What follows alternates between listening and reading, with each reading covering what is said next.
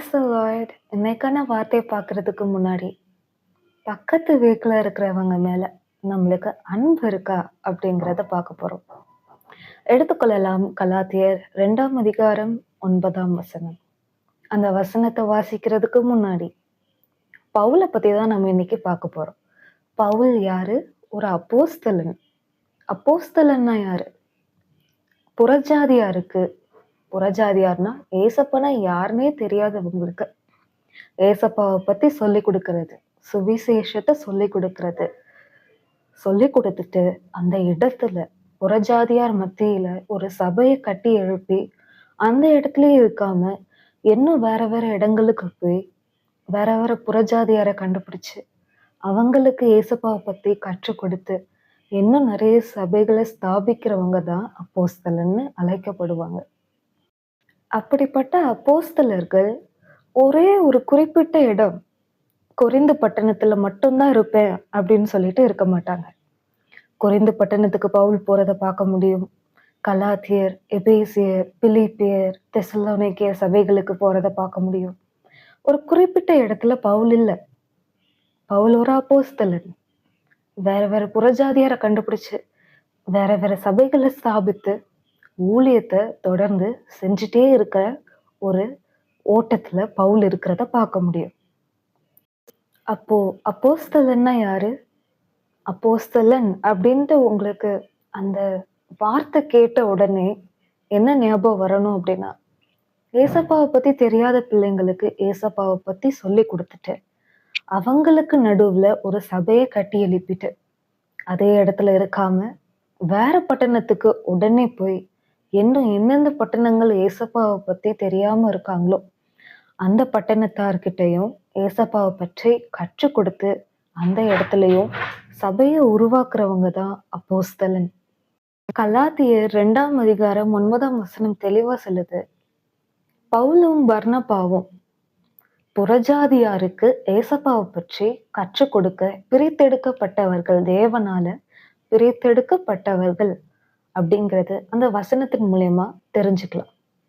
யூதர்களுக்கு, இஸ்ரேல் மக்களுக்கு ஏசப்பாவை பற்றி யார் கற்றுக் கொடுக்கணும்னு தெரிந்து கொள்ளப்பட்டாங்க அப்படின்னா யாக்கோபு, கேபா, யோவான். அதுல பவுலும் பர்னபாவும் வரல.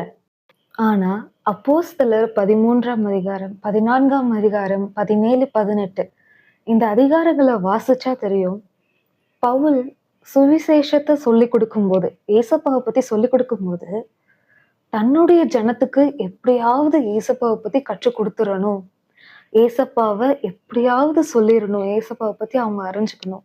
பவுல் ஒரு யூதன். அதனால அவங்களுடைய பிளட் லைன்ல இருக்கிற எல்லா யூதர்களும் ஏசப்பாவை அறிஞ்சுக்கணும் அப்படின்னு சொல்லி அவங்க மேல அன்பு வச்சு செயல்படுறத அந்த அதிகாரத்துல நம்ம பார்க்க முடியும். எக்ஸாம்பிளுக்கு அப்போஸ்தலர் 13ஆம் அதிகாரம் 5ஆம் வசனம், சாலேமி பட்டணத்தில் வந்தபோது அவர்கள் யூதருடைய ஜெப ஆலயங்களில் தேவ வசனத்தை பிரசங்கித்தார்கள். தேவன் எதற்காக நியமித்தார்? புறஜாதிக்கு ஏசப்பாவை பத்தி கற்றுக் கொடுக்க நியமித்தார். ஆனா பவுலோட தேடல் என்னவா இருக்கு தெரியுமா? யூதருடைய ஆலயம் எங்க இருக்கு? யூதருடைய ஆலயத்துல யூதர்கள் நிறைய பேர் இருப்பாங்க. யூதர்கள் எங்க நிறைய இருப்பாங்களோ அந்த இடம் எங்க இருக்கு? அந்த இடம் என்ன? அதுதான் அவனுடைய தேடலா இருக்கு. அது என்னது காமிக்குது அப்படின்னா, பவுலுக்கு அளவு கடங்காத ஒரு அன்பு இருக்கு. யார் மேல? தான் ஒரு யூதனா இருக்கிறதுனால யூதர்கள் மேல அளவுக்கு மீறின ஒரு அன்பு இருக்கிறத நம்ம பார்க்க முடியும்.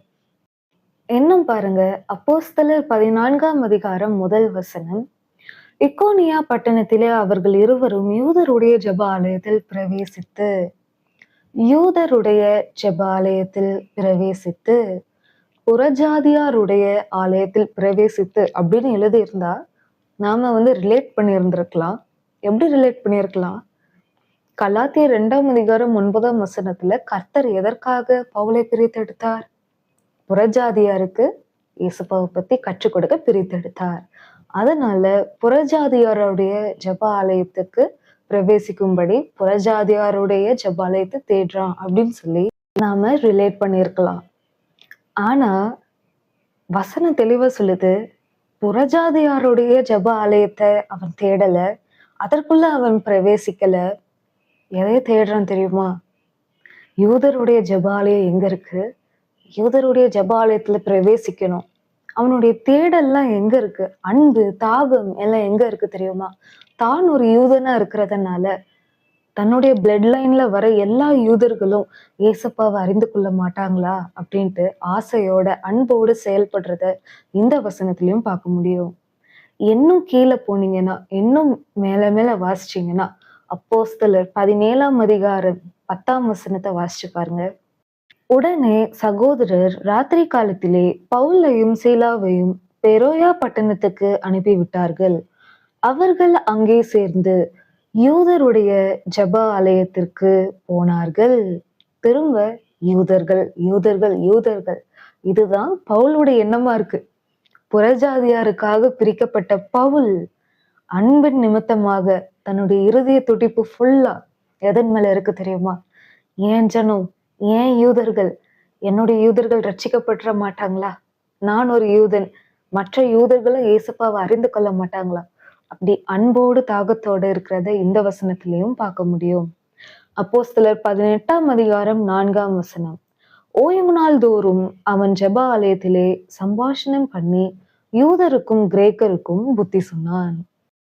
கிரேக்கர்கள் யாரு? புறஜாதியார். பவுலுக்கு கிரேக்கர்கள் புறஜாதியார். பவுலுக்கு யூதர்கள் தன்னுடைய பிளட் லைன். பவுலும் ஒரு யூதன், பவுலும் ஒரு இஸ்ரேலைட், அவங்களுடைய பிளட் லைன். ஆனா கிரேக்கர்கள் புறஜாதியார். புறஜாதியாருக்கு மட்டும் அந்த இடத்துல ஏசப்பாவை பத்தி கற்றுக் கொடுக்கல, புறஜாதியாருக்கும் கற்றுக் கொடுக்கிறான், தன்னுடைய ஜனத்துக்கும் கற்றுக் கொடுக்கிறான். புறஜாதியாருக்கு கற்றுக் கொடுக்கிற அந்த நேரத்துல என்னுடைய ஜனமும் கற்றுக்கொள்ளணும், என்னுடைய ஜனமும் ஏசப்பாவை பத்தி அறிந்து கொள்ளணும். அந்த தாகத்தையும் அன்பையும் இந்த வசனத்திலையும் பார்க்க முடியும். நான் ஏன் இது ரொம்ப விசேஷமா சொல்றேன் தெரியுமா? இதே யூதர்களால பவுல் ஏறக்குறைய 200 அடிகளை வாங்கியிருக்கான். அது வேதத்திலையும் குறிப்பிட்டிருக்கு.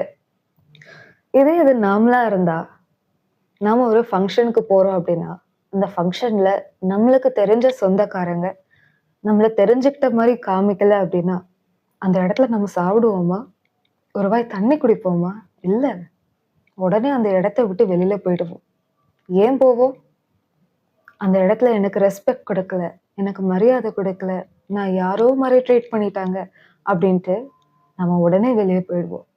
ஆனா பவுல பாருங்க, 200 அடி யூதர்கள் கிட்ட இருந்து வாங்கினாலும் திரும்ப திரும்ப மீண்டும் மீண்டும் அதே யூதர்களுக்கு ஏசப்பாவை பத்தி கற்றுக் கொடுக்க பிரயாசப்படுறத பார்க்க முடியும். 2 கொரிந்தியர் 11ஆம் அதிகாரம் 24ஆம் வசனம் தெளிவா சொல்லுது. 5 தடவை 40-1 அடிகளை வாங்கியிருக்கான். அப்போ 5 into 39 195 அடிகளை பவுல் யூதர்கள் கிட்ட இருந்து வாங்கியிருக்கா. அது மட்டும் இல்ல, இன்னும் கீழே வாசிச்சா தெரியும். 25ஆம் வசனம். 3 தரம் மிலாறுகளால் அடிபட்டேன், ஒரு தரம் கல்லெறி உண்டேன், 3 தரம் கப்பர் சேதத்தில் இருந்தேன், கடலிலே ஒரு ராப்பகல் முழுவதும் போக்கினேன். கடல்ல ராத்திரி பகல் தன்னந்தனியா போக்குறது ஈஸின்னு நினைக்கிறீங்களா? வெயில் ஒரு பக்கத்துல பயங்கரமா அடிக்கும்போது, தாகம் எடுக்கும்போது தண்ணி குடிக்கணும்னு தோணும். கடல் தண்ணி குடிக்கிறதுக்கு நல்லா இருக்குமா? உப்பா இருக்கும், குடிக்க முடியாது. அடிக்கிற வெயில் சூடு தாங்க முடியாது, தண்ணி தாகம் எடுத்தாலும் தண்ணி குடிக்க முடியாது, நிழல் கிடையாது. அப்போஸ்தலர் 14ஆம் அதிகாரம் 19ஆம் வசனத்தை பாருங்க. யூதர்கள் எந்த அளவுக்கு கல் எறிஞ்சாங்க தெரியுமா? கல்ல ஒருத்தர் ஸ்பீடா எறியறாங்க அப்படின்னா கீறல் விழுந்து ரத்தம் வரும். இங்க பாருங்க, செத்தவனை போல இருக்கிறான் அப்படி என்ற அளவுக்கு அவங்க கல்லை எறிந்து அடிச்சிருக்காங்கன்னா ஃபுல்லா ரத்த வாரா இருந்திருக்கணும், ஃபுல்லா மூச்சு பேச்சு இல்லாம இருந்திருக்கணும், அசைவு இல்லாம இருந்திருக்கணும். அந்த அளவுக்கு கல் எறிந்து கொடுமைப்படுத்தினவங்க தான் இந்த யூதர்கள். நம்மளுக்கு ரெஸ்பெக்ட் கொடுக்கலனாலே நம்ம அந்த இடத்த விட்டு போயிடுறோம். ஆனா பவுல பாருங்க, அடிச்சு சாகுற அளவுக்கு கொண்டு விட்டாலும் பரவாயில்ல, என் ஜனமாகிய யூதர்களுக்கு ஏசப்பாவ அறிந்து கொள்ளாம போயிடக்கூடாது. அவங்க அறிந்து கொள்ளணும் அப்படிங்கிற அந்த அன்பு செயல்பட வைக்கிறத இந்த வசனத்திலயும் பார்க்க முடியும். இத பவுலும் ரோமர்ல சொல்றத பார்க்க முடியும். பவுலு தன்னுடைய வாய திறந்து அன்பு வச்சிருக்கேன் அப்படின்ட்டு சொல்றத ரோமர் 10ஆம் அதிகாரம் 1ஆம் வசனத்துல பார்க்க முடியும். சகோதரரே, இஸ்ரவேலர் ரட்சிக்கப்பட வேண்டும் என்பதே என் இருதயத்தின் விருப்பமும் நான் தேவனை நோக்கி செய்யும் விண்ணப்பமுமாயிருக்கிறது. அது இருதயத்தின் விருப்பமும் அவனுடைய விண்ணப்பமுமாய் இருக்கிறது. ஆசையும் அதுதான், பிரேயரும் அதுதான். அப்போ இதுல இருந்து நம்ம ஒரு விஷயம் நல்லா தெரிஞ்சுக்கலாம். என்ன விஷயம்? பவுல் எப்படிப்பட்டவன்? என்னை 200 அடி அடிச்சாலும் பரவாயில்ல, என்னை நீங்க கல்லு எறிந்து கொல்ற அளவுக்கு போனாலும் பரவாயில்ல, என் ஜனமா நீங்க இருக்கிறதுனால, நீங்க ஒரு யூதனா இருக்கிறதுனால நான் உங்க மேல வச்சிருக்கிற அன்பு மாறாது. நான் உங்களுக்காக பண்ணுகிற விண்ணப்பம், தேவனிடத்தில் பண்ணுகிற விண்ணப்பம் ஸ்டாப் ஆகாது அப்படின்ட்டு சொல்றதுதான் பவுல். இன்னைக்கு நீங்களும் நானும் எப்படி இருக்கோம்? பக்கத்து வீட்டுல இருக்கிறவங்க திட்டுனா உடனே அவங்களுக்காக நம்ம பண்ற ப்ரேயர்ஸை ஸ்டாப் பண்றோமா? நம்ம எங்கேயோ தப்பு பண்றோம். நாம நம்மளையே சரி செஞ்சுக்கணும். பவுல் கிட்ட இருந்து நம்ம கற்றுக்கொள்ளணும். ஆவியானவர் எதுக்காக இதை எழுதி வச்சிருக்கிறார் தெரியுமா? பவுல் கிட்ட இருந்து இந்த நல்ல குணத்தை நம்ம கற்றுக்கணும்னு தான் கர்த்தர் இதை எழுதி வச்சிருக்கிறார். பவுல் நினைச்சிருந்தா, நீங்க என்னை இவ்வளவு அடி அடிக்கிறீங்களே, உங்களுக்கு போய் நான் ஏன் இவ்வளோ விலை உயர்ந்த இயேசுவை பற்றி உங்களுக்கு ஏன் நான் கற்றுக் கொடுக்கணும்? நான் உங்களுக்கு இனிமே கற்றுக் கொடுக்க மாட்டேன், நான் இனிமே உங்களுக்கு ஜெபிக்க மாட்டேன் அப்படின்ட்டு பவுல் சொல்லிட்டு போயிருக்கலாம். அப்படி சொல்லிட்டு போனாலும் அது பவுலுக்கு பாவமா சுமருமான்னு கேட்டா கிடையாது. ஏன்னா பவுல் அதற்காக பிரித்து எடுக்கப்பட்டவனும் கிடையாது. பவுல் எதற்காக பிரித்து எடுக்கப்பட்டவன் தெரியுமா? பவுல் புறஜாதியாருக்கு ஏசப்பாவை பற்றி கற்றுக் கொடுக்க பிரித்து எடுக்கப்பட்டவன். பவுல் இதை செய்யணும்னு கூட கிடையாது. ஆனா இன்னைக்கு என் மேலையும் உங்க மேலையும் விழுந்த ஒரு கடமை என்ன தெரியுமா? எடுத்துக்கொள்ளலாம். பிரசங்கி 12ஆம் அதிகாரம் 13ஆம் வசனம். காரியத்தின் கடைத்தொகையை கேட்போமாக, தேவனுக்கு பயந்து அவர் கற்பனைகளை கைக்கொள். எல்லா மனுஷர் மேலும் விழுந்த கடமை இதுவே. தேவனுக்கு பயந்து அவருடைய கற்பனைகளை கை கொள்ளணும். கற்பனைகள்னா என்ன? அவருடைய ரூல்ஸ். அவர் போட்ட எல்லா ரூல்ஸையும் நம்ம கடைபிடிக்கணும். என்ன ரூல்ஸ் அவர் போட்டிருக்கிறார் தெரியுமா? மார்க் 16ஆம் அதிகாரம் 15ஆம் வசனம் தெளிவா சொல்லுது. நிறைய ரூல்ஸ் இருக்கு. அதுல நாம இன்னைக்கு ரொம்ப பிரதானமான ஒரு ரூலை பார்க்க போறோம். பின்பு அவர் அவர்களை நோக்கி, நீங்கள் உலகம் எங்கும் போய் சர்வ சிருஷ்டிக்கும் சுவிசேஷத்தை பிரசங்கியுங்கள். இது நம்ம மேல விழுந்திருக்கு. நம்ம மேல விழுந்த கடமை என்ன?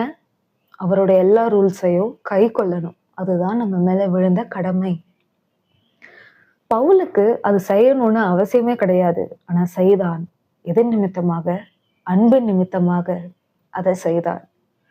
இன்னைக்கு நாமளும் கர்த்தருக்குள்ள இருக்கோம் அப்படின்னா, உண்மையா பக்கத்து வீட்டுல இருக்கிறவங்க திட்டுறாங்க அப்படின்னு உடனே அவங்களுக்காக நம்ம ப்ரேயர்ஸை ஸ்டாப் பண்ண மாட்டோம். அவங்க திட்டுனாலும், 4 பேர்கிட்ட நம்மளை பத்தி கெடுத்து சொன்னாலும், நம்ம அவங்களுக்காக ஜெபிக்கிறத அதிகப்படுத்துவோமே தவிர்த்து நம்ம அதை குறைக்க மாட்டோம். பவுலை போல இருப்போம். வேதத்துல தேவன் எழுதி வச்சிருக்கிற ஒரு எக்ஸாம்பிள் பவுலை போல நம்ம அன்பு வைத்து ஜெபத்தை மட்டும்தான் அதிகப்படுத்துவோமே தவிர்த்து ஜெபத்தை ஸ்டாப் பண்ண மாட்டோம். அப்ப இன்னைக்கு நீங்களும் நானும் எப்படி இருக்கிறோம்? அவங்க திட்டாங்க, அதனால நான் ப்ரேயர் பண்ண மாட்டேன், அவங்களுக்கே என்னோட ஜெபங்கள் போகணும், அவங்களுக்கே என்னுடைய ஜெபத்தின் ஆசீர்வாதம் போகணும் அப்படின்ட்டு நம்ம ஸ்டாப் பண்றோமா? இல்ல, அது தப்பு. பவுல் இடத்திலிருந்து நம்ம கற்றுக்கொள்ளணும்னு தான் ஆவியானவர் இதை வேதத்துல எழுதியிருக்கிறார். வேதத்தின்படி இயேசுவின் நாமத்தில் ஆமென். God bless you.